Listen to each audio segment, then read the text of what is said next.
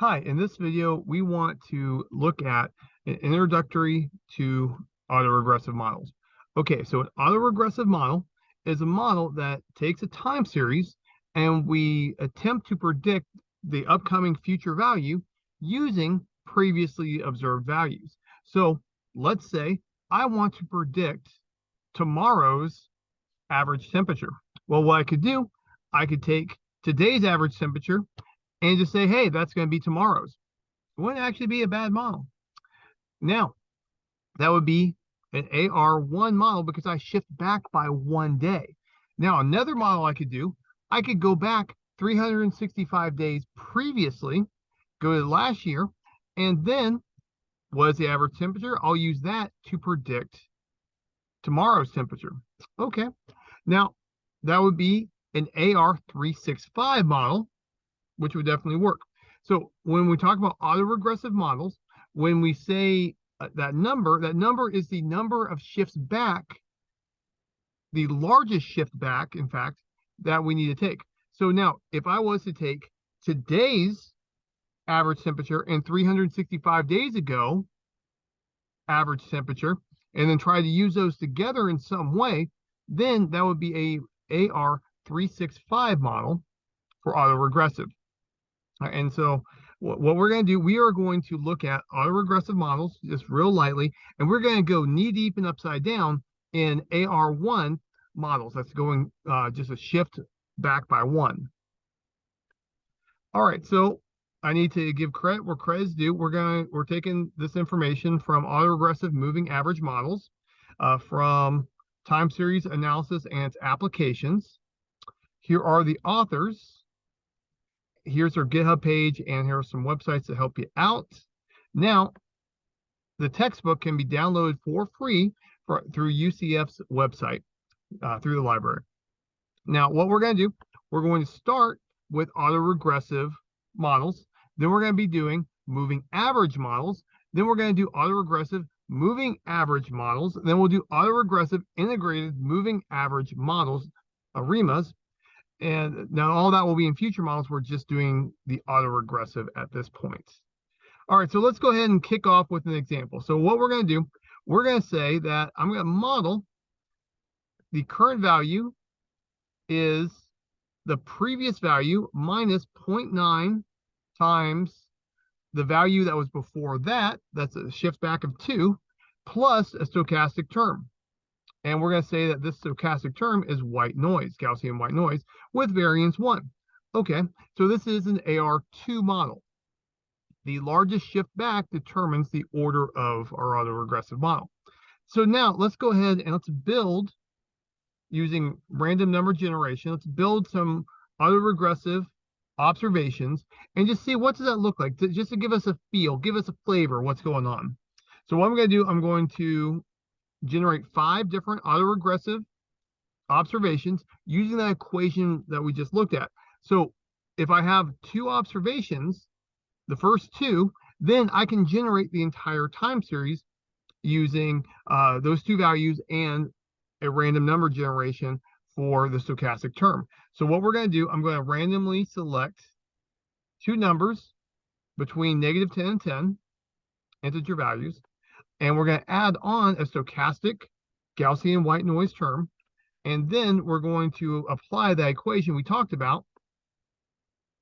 And that will give us the current observation. And we're going to run this for 500 observations. So we'll have a total of 502 because of the 2 that we use to kick it off the whole thing. Now, this is not the most efficient code to achieve this, but I feel like this is probably a good way to demonstrate the concept, is this code here.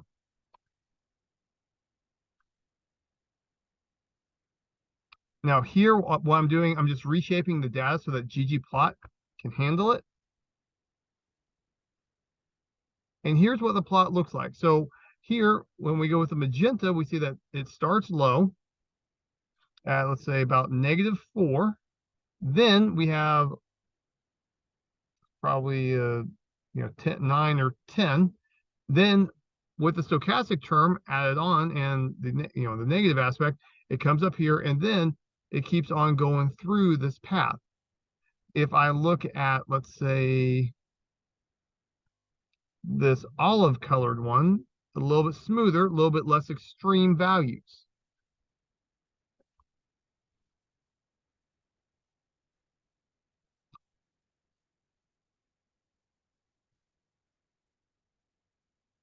All right, so when we're doing autoregressive models, we are assuming that the current value is a particular linear trend of past values. All right, so really, we can take a point of view on this is that we have a linear regression model aspect to what's going on, where we're using the lagged variable, in this case, lags twice, once and then again for the second, to do linear regression. So if regularity persists, then forecasting such a model is, definitely on the table of something that we can do.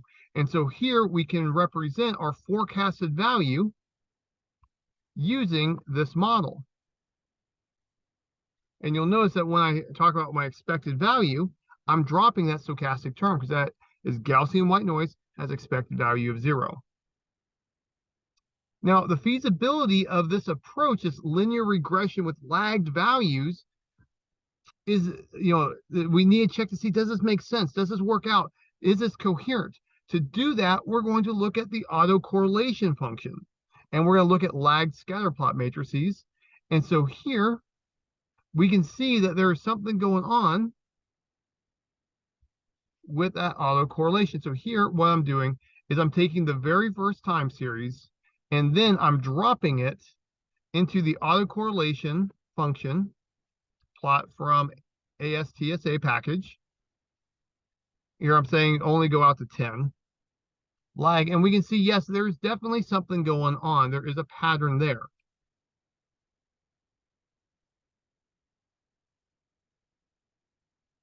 Now here we can also do scatter plots with the lag variables. So here on the vertical axis, we have the current value. And then on the x-axis, we have our lag value. So here we have lag of 1, lag of 2, lag of 3, lag of 4. Okay, so now something that you'll notice that even though I generated the data using 2 lags, I get a pretty strong correlation here off of 3 lags. All right, that is to be expected with autoregressive models. Just to let you know, this is not surprising. It's because of the there's lots of correlation going on with multiple lagged variables. So in general, we want to go with a fewer degree autoregressive model than what we feel like we should would be truly the most prudent thing to do. Honestly, if I saw this, I would be leaning towards a degree 3, not knowing anything else about the process. But in fact, the best one would be a degree 2, because that's how we generate the data. All right, we can also look at scatter plots with histograms. And so here in the ASTSA package, we have the scatter hist function will go through, and it will go ahead and do the scatter plot for us, and then give us the marginal histograms to help us interpret what's going on.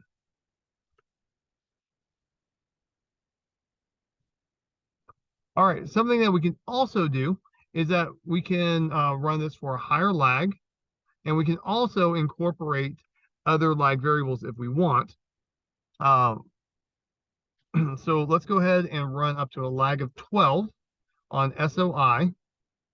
And so we can see all these different ones that we have here. Now we know that that a lag corresponds to a month. We're using a month time interval. So we have 1 month ago, 2 months ago, 3 months, all the way up to 6 months ago. And we can see that we kind of have a larger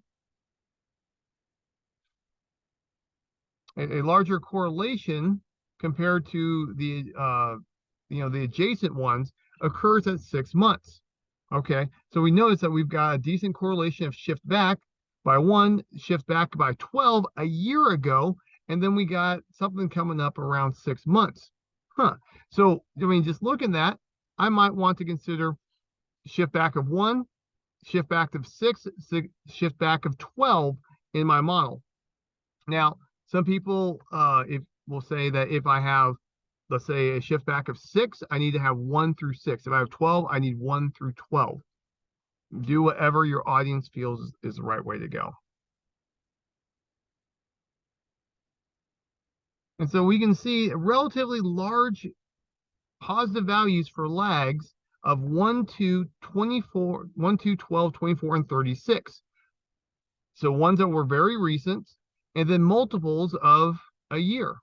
And then we also see negatives of 18, 30, and 42. All right, well, those are all 12 months plus or minus 6 months. So these are coming off of the 6-month shifts. And we can see a pattern in our autocorrelation for SOI. Now here's our lag plot, where now instead of using SOI in itself, we're going to lag the recruitment variable. So this is the lag 2 plot. And what I'm going to do, I'm going to say that, hey, SOI is my target variable. I want to know 1 shift back off of recruitment. I want to know 2 shifts back off of recruitment, 3 shifts, all the way up to 8 shifts back off of recruitment. And I can see all these different plots. And so we can see that we have something spiking up around 6 months ago.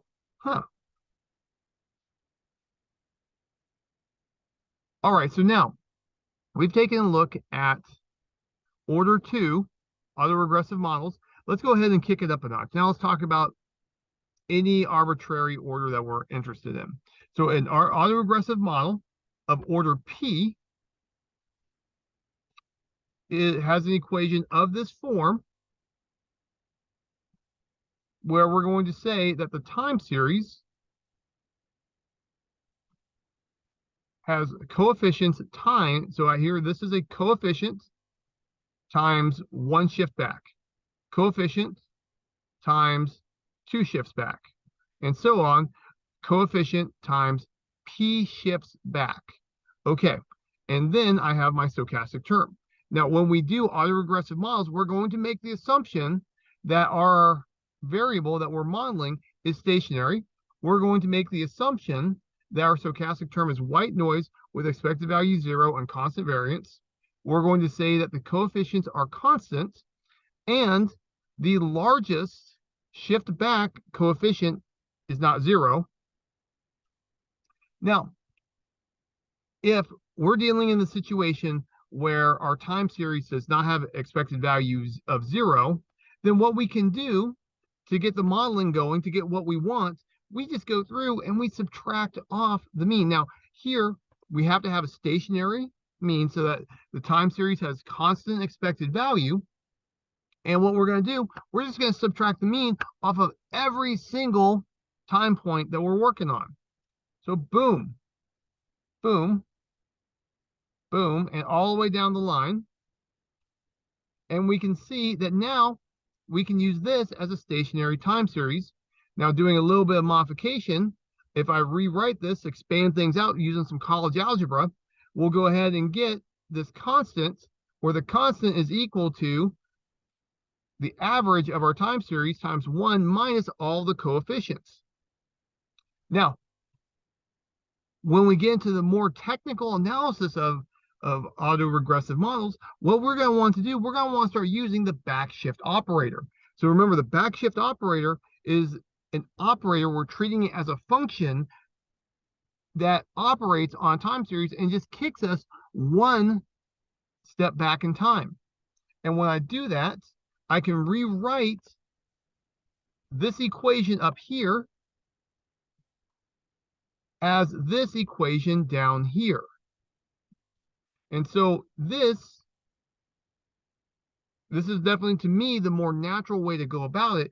But when I get into the more technical proofs and the more technical calculations and derivations, I'm going to want to invoke the backshift operator as as an operator, as a function, because I'm going to invoke algebraic properties on that for us to be able to shortcut a lot of problems. And when I write it this way, this works out to be a slicker way to do it.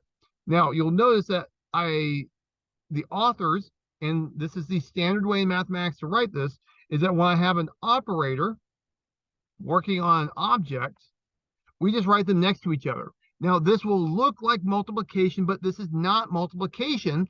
This is, in fact, using an operator, a function, on an object.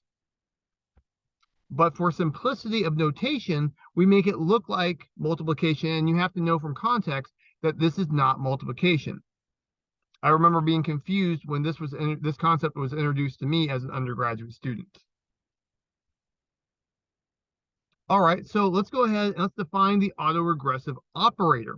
Okay, so what we're going to do, we're going to say that phi of the backshift operator is equal to this, where we're going to take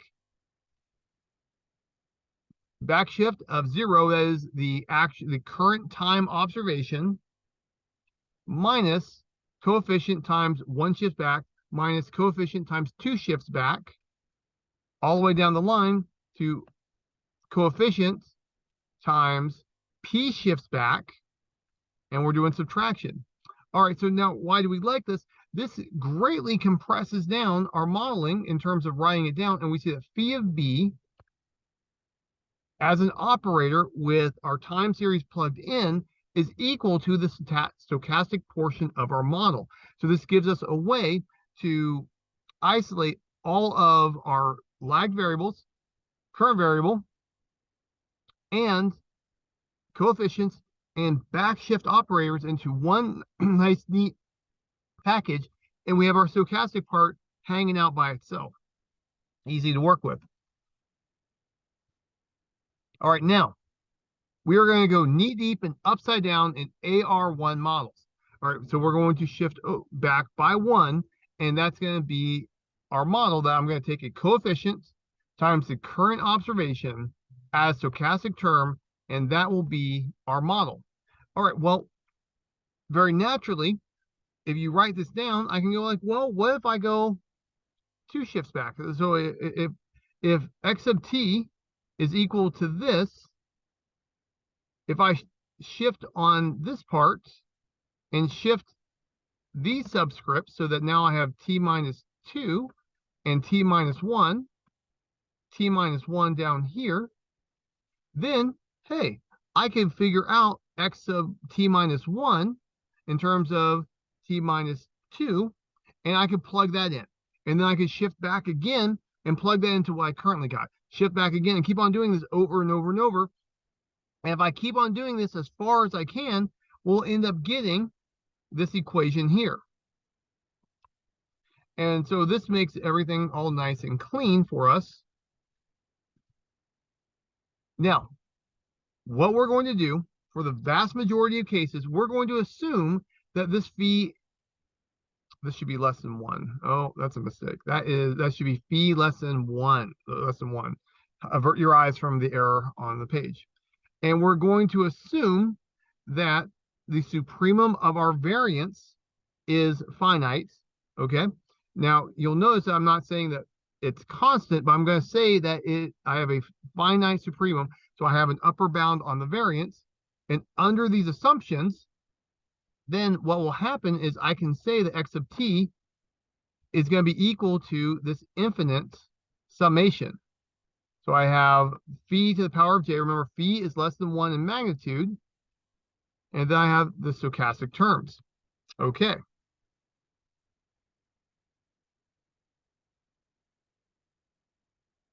Now it works out that we're going to have some convergence off of this. And so here's a theorem. I'm not going to prove the theorem, but I'm going to use the theorem here. And this is theorem A1 from the back of the textbook. This talks about mean square convergence of our sequence.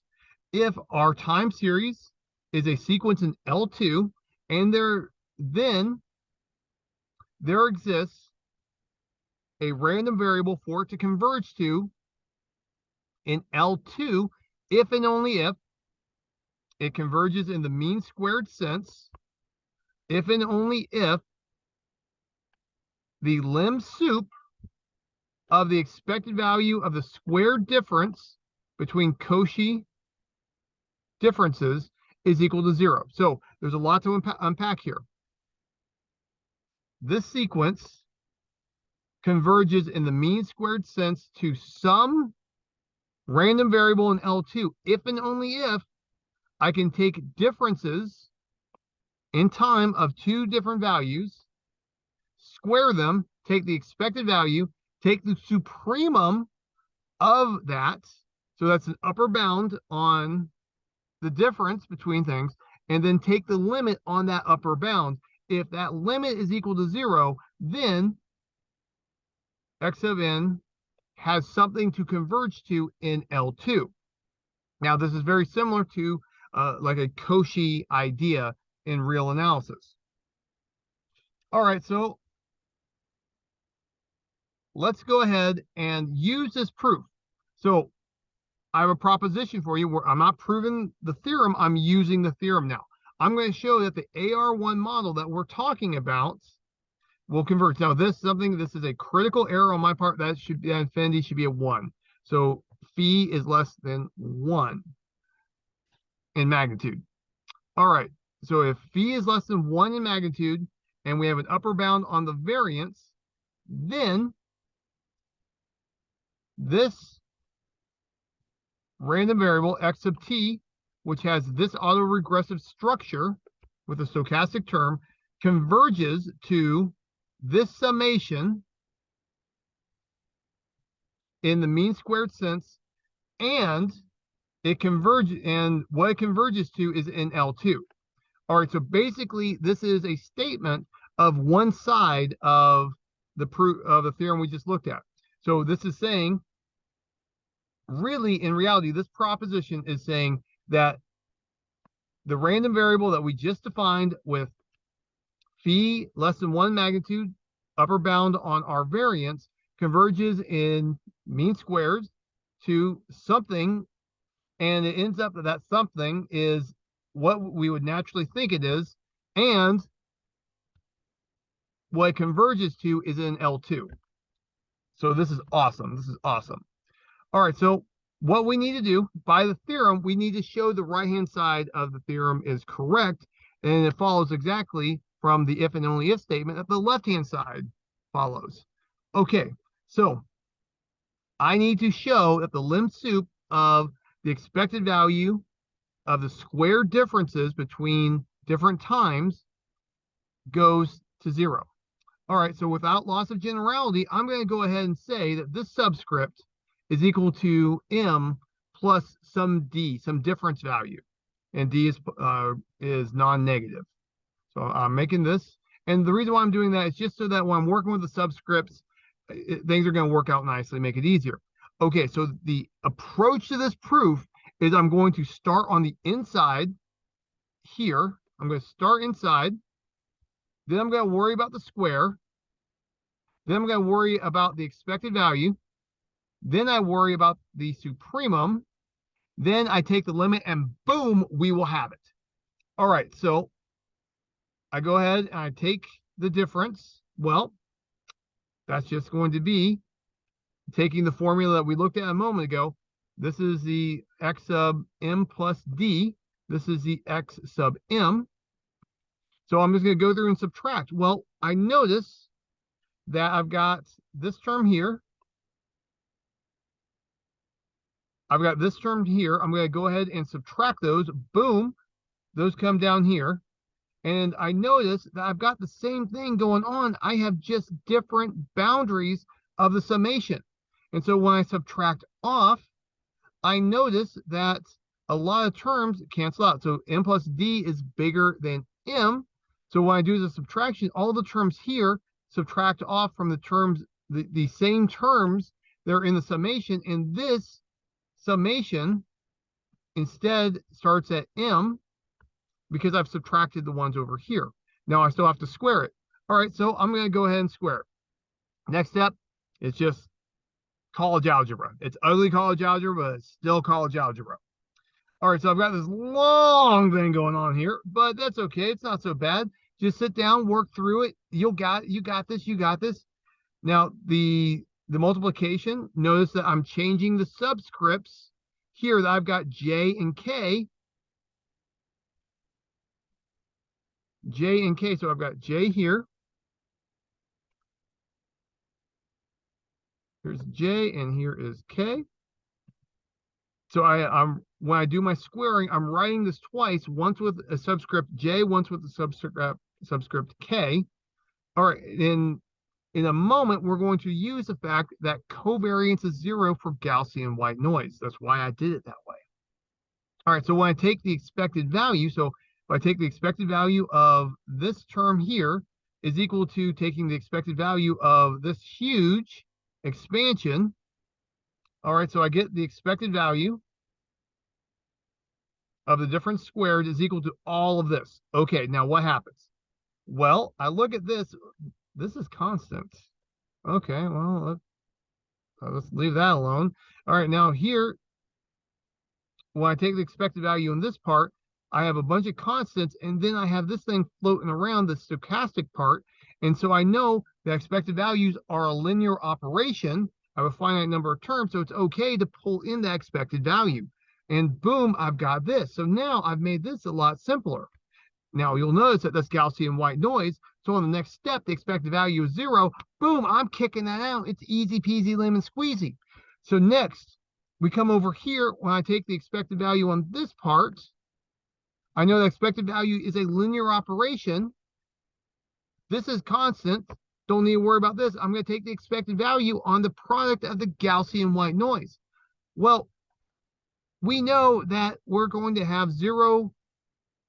So the Gaussian white noise expected value of 0. This is equivalent to the covariance. Since this is the covariance down here, I know that the covariance is going to be equal to 0 when the subscripts don't match. So when J does not equal K, it's getting kicked out because it's equal to 0. We're going to be left with the variance. This is so beautiful. This is such a slick, easy proof. It looks ugly, but it ends up being very, very clean once I just work through it a little bit. So I know that this is going to be equal to 0 because I've kicked out all of the times that the subscripts don't match, because covariance is equal to 0 and the expected value is 0. So this is actually equal to the covariance. And so now I know that the expected value of 0 means that I have minus mu inside that expected value. That's in fact the variance. Boom, look at that. This is just cleaning up so nicely. Now, I look at this and I recognize that that's a telescoping sum. This is geometric. It's not quite geometric yet, but it will be. So this is telescoping. So now I'm going to invoke the telescoping series. Hey, finite number of terms, that's going to work out. Everything is cleaning up so nicely. Now I'm going to take the supremum. When I look at all of this junk, so here everything is cleaned up. I've just rewrote this to be easy to look at. I've got something on M. So remember, I'm going to be taking a limit with respect to M. So I pulled out that M by itself. But with respect to M, everything else is a constant. Now, I still have that D to work with. Remember, I'm taking the supremum with respect to D. Okay, when I take that supremum, really, I just need to focus on what's inside the square bracket. Okay. Now, it works out that as D goes to infinity, since phi is less than 1 in magnitude, this will go to 0 for large values of D. This will go to 0 for larger values of D also. And so what I'm left with is going to be equal, is this 1 inside the parenthesis, 1 inside the parenthesis. I have initial value squared, and I've got this fraction going on. And we really don't. Now, we know that the square bracket converges as D goes to infinity. Why is that important? Well, because if it converges, that means that there are a finite number of terms that are outside the bandwidth of plus or minus epsilon for any given epsilon. Okay, so I know that there are a finite number of terms from the series here defined by D. using D as the index to find the series, I know that a finite number is going to exceed this value. All right, that's a finite number. That means it's a maximum. That it means it's in fact a finite number of terms. If I take the maximum, or excuse me, if I take the supremum of a finite number of terms, that is in fact going to be a fixed hard finite number itself. Okay, so because of that, I have, and when I take the supremum here, the supremum is either going to be that maximum or it's going to be this value here within that whole epsilon idea. And so then I know that I have an upper bound on the square brackets. Since I have an upper bound on the square brackets and it's a finite upper bound, that supremum is in fact a maximum. So that means that I can just say, hey, when I take that limit, instead of having instead of writing out the supremum, I'm just going to say it's a maximum.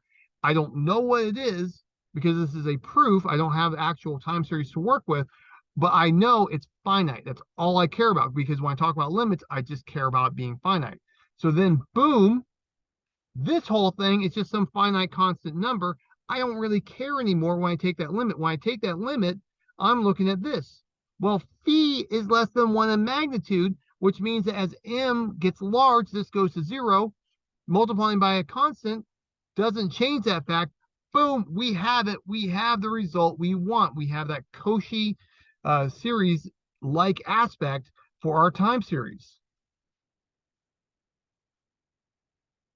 Now, here is a proposition. Another way to approach this problem is that the expected value of our time series minus the back shift with the phis, finite number of shifts back. If I take the difference, square it, take the expected value, take the limit, that is going to be equal to this in limit. So these have the same limit, and in fact, that's equal to 0. So now, what I'm going to do, I'm going to combine the equations I've gotten so far. Here is my model for what's going on. Through the work we've done, we are under the assumptions of phi being less than 1 in magnitude. And let's go ahead and we'll say that we have upper bound on our variance. Then we will represent our time series as the infinite sum of coefficients to a power, or phi to a power is a coefficient, times our time series, or sorry, our stochastic portion, our Gaussian white noise. All right, and you can go in and play around, and this just if you work this out, you'll see that it works out. All right, so if I work this out, if I take the expected value, now there is a convergence aspect on bringing the expected value inside the summation, but it works out for this problem, trust me. That if I take the expected value of our random variable, then that's going to be the summation of phi to the power times the expected values. All the expected values are equal to 0. Infinite sum of zeros is 0. Boom, we know the expected value. And if we work out the autocorrelation, everything works out beautifully for this. So when I do my covariance, remember that the expected value is equal to 0. So the covariance is going to be the expected value of the product. Now there's infinitely many terms. Now, something that I do here that's different than the authors is that I work through this by just shifting on the index. You'll notice that here I have j minus h. Why do I do that? Because it makes it simpler when I try to work out all the details on this. I think this is an easier way to work through this, that we're multiplying things through. So I know for my covariance, I have to multiply the two random variables together, and you'll notice I have a plus h here. Well, I go through and I rewrite the shifts off of this. So here I started out with t plus h. I've got t plus h. I use addition to rewrite this term as minus j minus h. All right, and then I shift the index. So now I've got J going from negative H to infinity. You'll notice I don't have an H here anymore, and I gained an H here. So what I'm doing is I'm doing a shift of index. I'm adding H to all indices inside here. When I add on the inside on the index, I have to subtract on the boundaries. So infinity minus H is still infinity. 0 minus H is negative H. So now when I go through and do my multiplication, you'll notice that my subscripts match up a lot better, and it's easier to spot that plus H that comes out. And so now I know that when the subscripts have to match for it to not be equal to 0 off of covariance. So on all of these terms that are equal to variance will be kept. All the ones that are covariance from different subscripts will be equal to 0. They get kicked out. And so boom, this simplifies very nicely down to this. Well, the expected value we know is going to be equal to 1. And so then everything just works out naturally. And so then, boom, I've got it. Or sorry, I misspoke. This is we're assuming that we have constant variance on this one.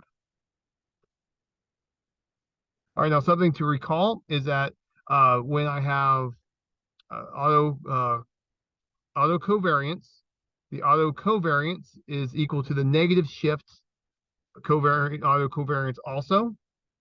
When we have autocorrelation, that is, oh shoot, this should be a 0. That should be a 0 right there. Oh, I'm off on my game today. All right, so remember when I have autocorrelation, I am taking the covariance and then I divide by the covariance of 0 shift. That should be a 0. And then I do the computation, and we can see, in fact, that the correlation of this special AR1 model is, in fact, phi to the power of the number of shifts. Huh. Okay. Well, we can rewrite the correlation as an iterative, and then boom, we get this one. That the autocorrelation for H shifts back is phi times autocorrelation for H minus 1 shifts back. All right, so let's run through an example. So we're going to look at a sample path for an AR1 process. And we're actually going to look at 2 different ones. And so what we're going to do, we're going to mix this up. For one of them, we're going to say that phi is equal to 0.9. For the other one, we're going to look at negative 0.9, and we're going to see how that changes. So right off the bat, we know from what we just looked at, the autocorrelation for the first one is 0.9 to the power of H, and then for the other one is negative 0.9 to the power of H. And here we're going to say that H is greater than or equal to 0. All right, so you'll notice that every single time with this phi, it's always positively correlated, but it gets smaller and smaller as time goes on. Here, it's going to bounce back and forth between signs, and they're going to get smaller and smaller as time goes on. All right, so that's interesting. So when we see that it's a positive correlation, if it's above the average of 0, we expect the next one to be above the average of 0. With this one, it's negative. So we're expecting that if it's above the average of 0, on the next one, it's going to go below 0. And it's going to bounce back and forth. This is going to be super exciting, super interesting.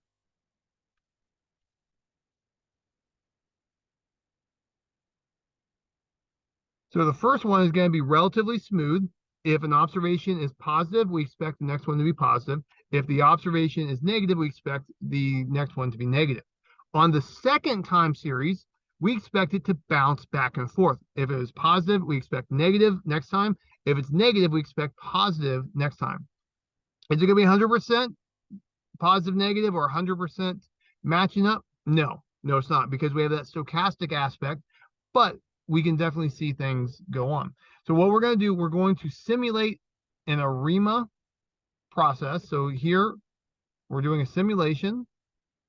And what we're interested in is just an autoregressive coefficient of 0.9 on this first one. We're going to generate 100 of them. And then we're going to plot it with a time series plot in the ASTSA package. And so here we can see that in general, if I see a negative value, I expect the next one to be negative. When I see a positive value, I expect the next one to be positive.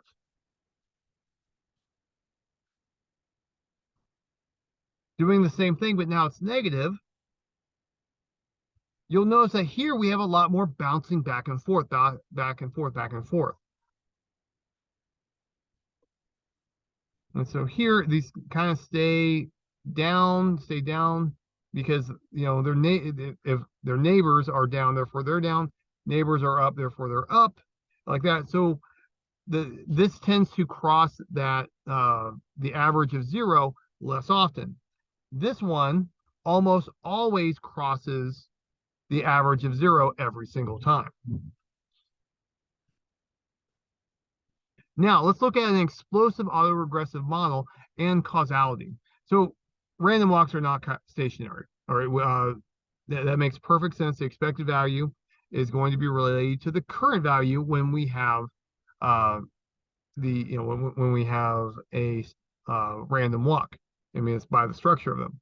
All right, so now let's go ahead and let's consider an autoregressive 1 model with phi greater than 1. So this is important. It's greater than 1. And we're going to call this an explosive process because this greater than 1 phi is going to drive things to get big fast. And so things will be increasing without bounds. And the series defined by the sum of phi to the power of j times our shift back will not converge as k goes to infinity. And so let's go ahead and let's rewrite the recursive equation. Now, a way that we could do this, if I wanted to, I could rewrite this. I could rewrite what's going on in terms of future values. If I was to do a recursion off of future values instead of past values, I would see that I get what I'm really looking for. Now, this is good for giving me information about what's going on, theoretical pencil and paper work, but this is useless for the purpose of prediction because I have to know the future value to know the current value. That doesn't make sense. So this is a crap model, but it's interesting to see that I can turn the model on its head, turn the situation upside down, and still figure out stuff. All right, so now let's look at another example. Here, we're going to say this example, every explosion has a cause. This is what the author calls it. So excluding explosive models from consideration is not a problem because the models have causal counterparts. So what we're going to do, we're going to turn this problem on its head. And so here I have x of t is equal to our AR1 model. And we're saying that phi is greater than 1 in magnitude. And we've got the standard Gaussian white noise. Now, this is non-causal because it's explosive. Now, we can compute the covariance and we can compute the expected value. Okay. Now, what we're going to do, let's turn this on its head. Let's take y sub t. I'm going to say that y sub t is equal to the inverse of phi, 1 over phi times previous value, plus a stochastic term. That stochastic term is going to be IID normal, expected value 0. But now you'll notice I've got the variance that I have up here with x. X is w. Then I'm dividing by phi squared. Okay. It's going to work out that x and y are stochastically the same. All finite distributions of the processes are the same. This gives me a way to go around and figure out stuff about x that I want to know that I can't tackle directly because of that explosive aspect. And so, for example, if x sub t is equal to double the previous observation plus a stochastic term, Gaussian white noise with variance 1, then y sub t is equal to 1/2 times y shifted back 1 plus Gaussian white noise with a variance of 1/4. And it's going to end up that this is an equivalent causal process that we can use to figure out aspects of that AR1 model. All right, so now Give me a moment. I'm going to take a sip of coffee. Now let's start looking at the backshift operator. Okay, where we're going now is that I want to be able to tackle more advanced problems. And so I'm going to invoke the backshift operator as an operator so that I can get like abstract algebra aspects of mathematics to invoke here on my time series so I have more tools to tackle tougher problems. Okay, so what we're going to do, I'm going to iterate backwards, and I'm going to rewrite my model in terms of shifting back by 1. Now, when I look at that, if I was to take x of t and I was to subtract phi times x shifted back by 1, subtract it off, I'll see that I'll have the stochastic portion of the equation. Well, this is x of t with a backshift operator applied 1 time. And so what I'm going to do, I'm going to take this portion minus this portion, and I want to rewrite the operation on x of t as an operator like this. And so now I do something different than the textbook. B superscript 0 is the identity operation, no shifting at all. The author uses a 1 because that makes sense in terms of the abstract algebra approach to do faster notation. Okay, so now let's do the same thing that we just did, but now let's go ahead and do a backshift operator on our stochastic process. So what we're going to do, I'm going to rewrite this. So here I'm saying that I've got an operator applied to x is equal to w. I want to pull the same trick that I want an operator operating on the stochastic part to give us x of t. Now, what I want to do, I want to figure out what is the operator on the backshift operator. So we've got 2 operators going on that are applied to the backshift operator. So in fact, we have 3 operators.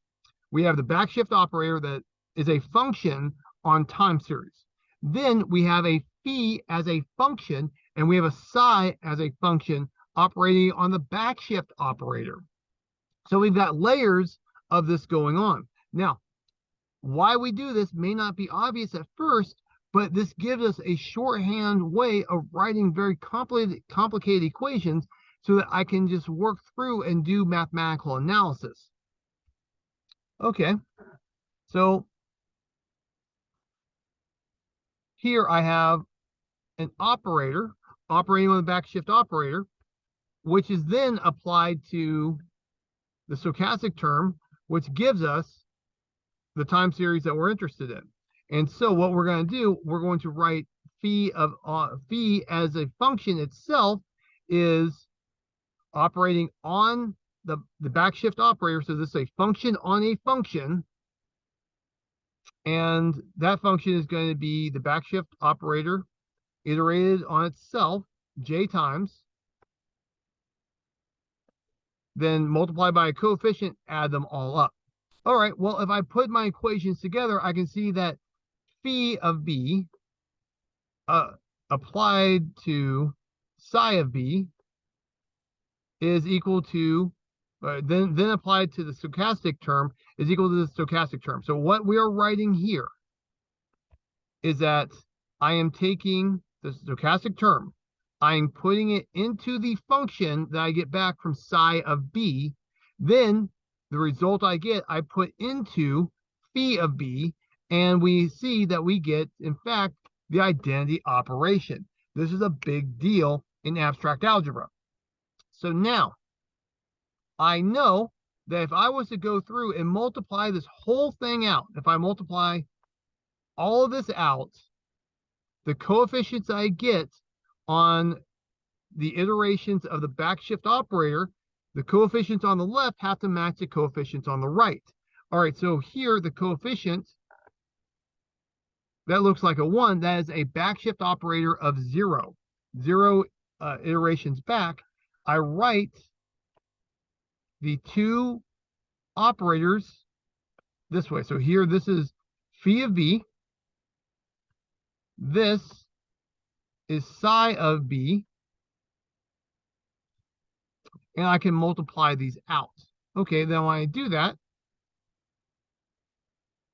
I get this long equation has to be equal to the identity operation. So I have the identity operation here. I have the identity operation here. I have no other backshift operators on the right-hand side.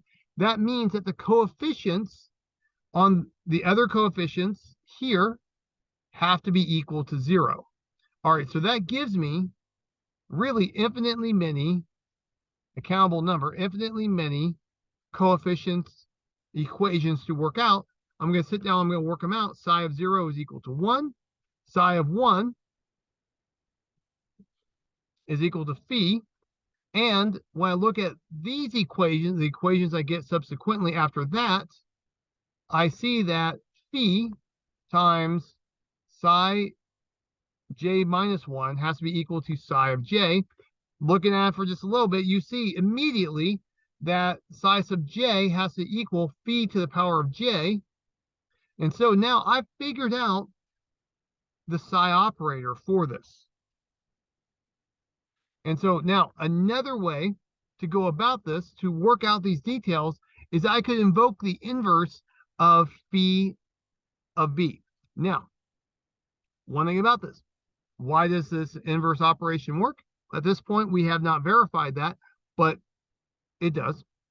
So if I take this equation, which we've already established, that's how we set up phi. Assuming the inverse operation works, I can apply it to both sides of the equation. Remember that this implies that this is not multiplication. This is applying the function to the left-hand side and the right-hand side of the equation. Then, well, this is an inverse operator, so inverses cancel it out. So I'm left with x sub t is equal to the inverse phi operated on b, which is then operated on the stochastic part. And so, boom, we see the relationship between phi and psi. All right, well, why are we doing this? Well, it's because what we're going to do, we're going to use this line of reasoning, this line of thinking. You see how I'm doing something that looks a lot like polynomials here.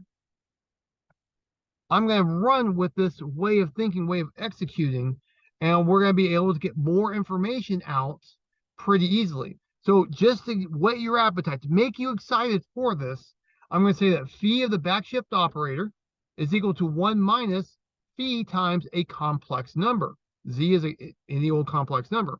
Well, what I can do, I can rewrite this in this manner. This is the inverse of this bad boy, in which we know from Calc 2 is that this is that infinite sum.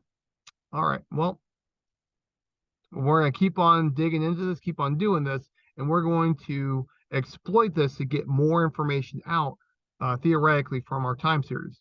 Well, that's all I've got for you. Take care and goodbye. Oh, and life is short, do math.